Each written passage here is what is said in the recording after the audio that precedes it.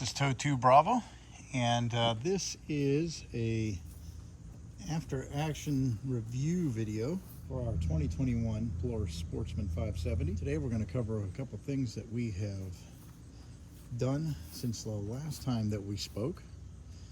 Currently we are at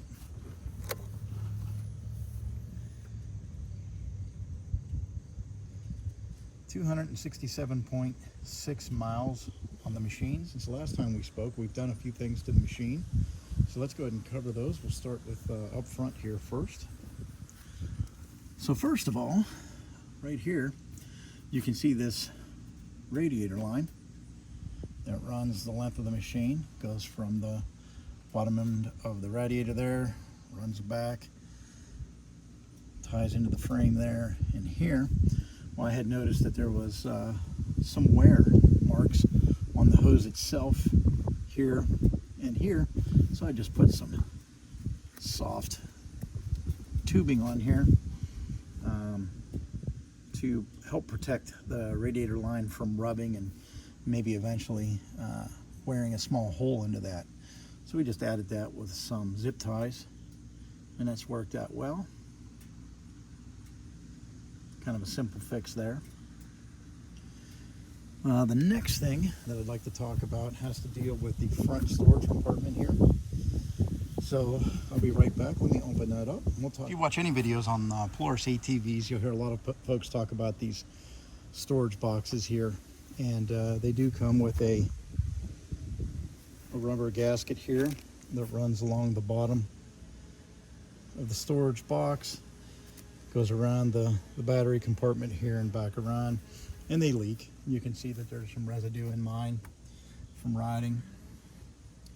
So what I thought I would do is I have added some black U-channel edge right here onto the upper portion of the box. Now you can see it right here. Well, let me get in some good light. You can see where I've run this U-channel edging here through the entire box.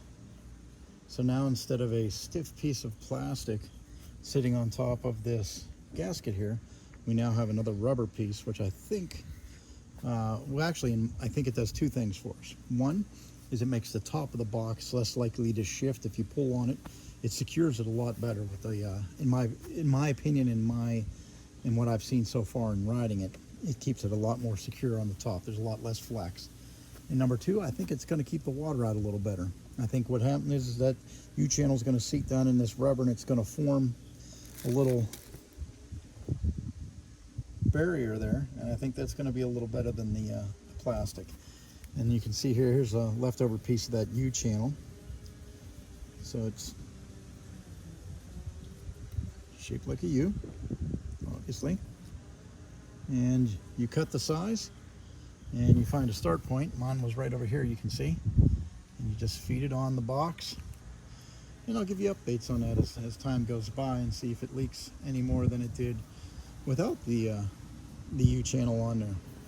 I got this off Amazon. The part number is, I'll get it to focus, there we go. So there's the part number for that black U-channel edging. If you guys want to get some of that and try it out. Looks like that. There we go. Like I said, I just started here and worked that all the way around the box, back up and around, and I think it seals pretty good. So we added that. The jury's still out on that. I don't know if that's going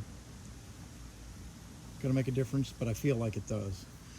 In addition to just perhaps being a little more waterproof, when you latch this down, I'll latch the other side and I'll show you what I mean. Okay, once those are latched back down, I used to be able to come over here, grab this prior to putting that U-channel on, and I could pull it like this, and this whole box would move. The plastic edge would move on that gasket on the bottom, and I had a lot more flex. But as you can see, I'm rocking the whole machine.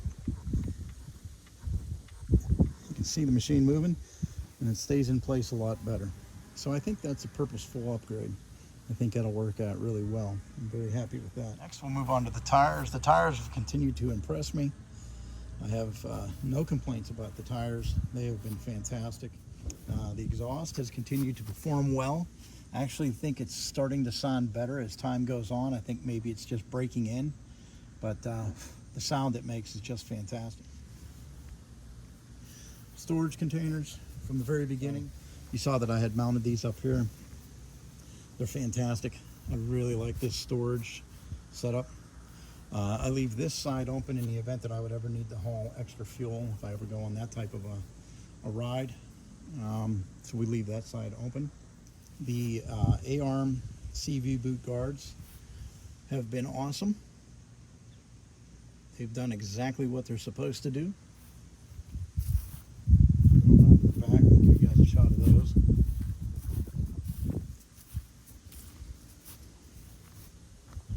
Definitely a good upgrade. Like I said, if you're in southwestern PA, the amount of rocks we ride on, almost every video you hear me talking about the damn boulders and rocks. So those guards are definitely worth it, in my non-professional opinion, right? So what else do we got going on? Snorkel continues to be probably one of the best upgrades that I've done. Not that we're going into that deep of water, but I certainly think it keeps a lot of crap from getting in there and spicing things up a little bit.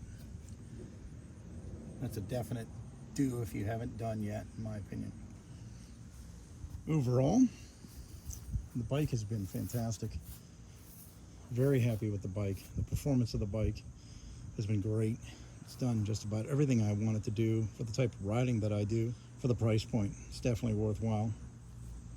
I think it's one of the few bikes you can probably get in this size that'll get you this horsepower and put you in a position to do the things that you'd like to do with a bike this size and still be under $10,000, well under $10,000. The back bumper has remained solid, no issues there at all. Now we'll talk about a few minor things that I keep an eye on.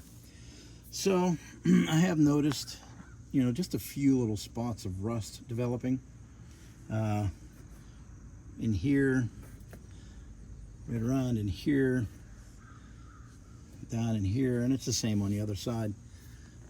You can see that I've greased these areas. It's not necessary to do that, but I just put a little grease on there to try to keep number one, the friction, and number two, the rust at bay. I don't want a bunch of rust taking hold there. I know these are moving parts, so I figure a little grease isn't going to hurt anything, and maybe it'll help prevent the further corrosion. Same with the hitch down here. I try to keep that nice and greased up, or the hitch receiver. Keep that from rusting too much.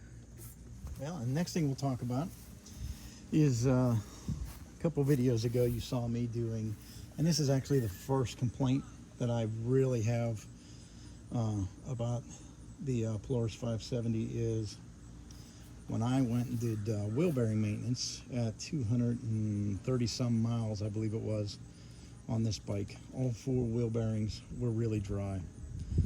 Now, I don't think I put enough wear on this bike to have put them in that type of condition.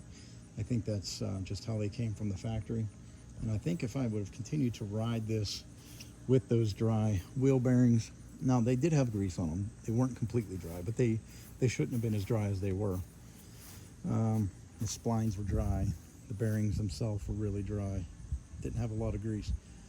So if you watch that video, or go back and watch that video, I think it took about 26 to maybe 30 some pumps of the red tacky grease to get where we needed to get as far as the wheel bearings were concerned during that maintenance. And I did that maintenance way before it should have been done. And I think from here on out, I'll continue to do that maintenance, the wheel bearing, greasing the wheel bearings at 300 miles from here on out. I think that would make sense. So, so not an overly long video. I think we've covered everything that might be beneficial to someone else who's looking at one of these bikes or has one of these bikes.